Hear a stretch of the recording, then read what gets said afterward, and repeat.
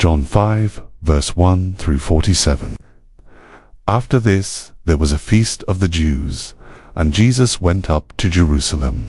Now there is in Jerusalem by the sheep gate a pool in Aramaic called Bethesda, which has 5 roofed colonnades.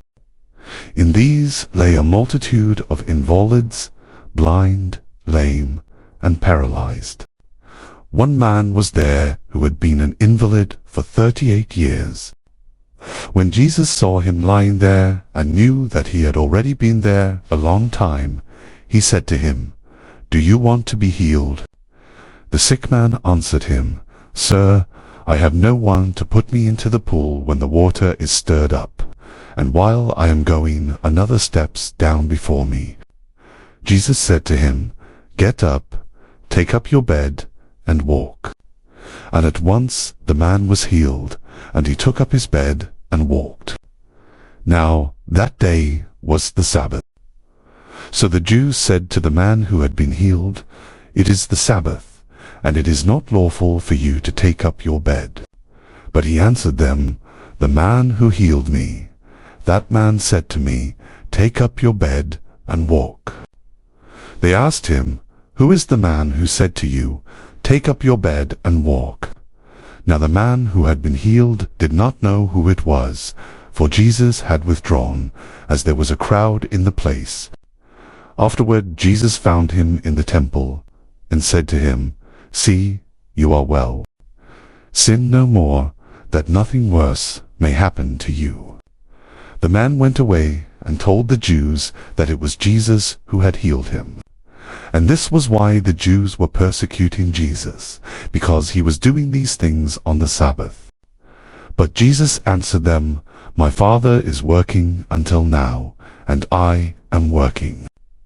This was why the Jews were seeking all the more to kill him, because not only was he breaking the Sabbath, but he was even calling God his own Father, making himself equal with God. So Jesus said to them, "Truly, truly, I say to you, the Son can do nothing of his own accord, but only what he sees the Father doing. For whatever the Father does, that the Son does likewise. For the Father loves the Son, and shows him all that he himself is doing. And greater works than these will he show him, so that you may marvel. For as the Father raises the dead and gives them life, so also the Son gives life to whom he will. The Father judges no one, but has given all judgment to the Son, that all may honor the Son, just as they honor the Father. Whoever does not honor the Son does not honor the Father who sent him. Truly, truly, I say to you, whoever hears my word and believes him who sent me has eternal life. He does not come into judgment, but has passed from death to life. Truly, truly, I say to you, an hour is coming, and is now here, when the dead will hear the voice of the Son of God, and those, for as the Father has life in himself, so he has granted the Son also to have life in himself. And he has given him authority to execute judgment, because he is the Son of Man. Do not marvel at this, for an hour is coming when all who are in the tombs will hear his voice, and come out, those who have done good to the resurrection of life, and those who have done evil to the resurrection of judgment. I can do nothing on my own. As I hear, I judge, and my judgment is just, because I seek not my own will, but the will of him who sent me. If I alone bear witness about myself, my testimony is not true. There is another who bears witness about me, and I know that the testimony that he bears about me is true. You sent to John, and he has borne witness to the truth. Not that the testimony that I receive is from man, but I say these things so that you may be saved. He was a burning and shining lamp, and you were willing to rejoice for a while in his light. But the testimony that I have is greater than that of John. For the works that the Father has given me to accomplish, the very works that I am doing, bear witness about me that the Father has sent me. And the Father who sent me has himself borne witness about me.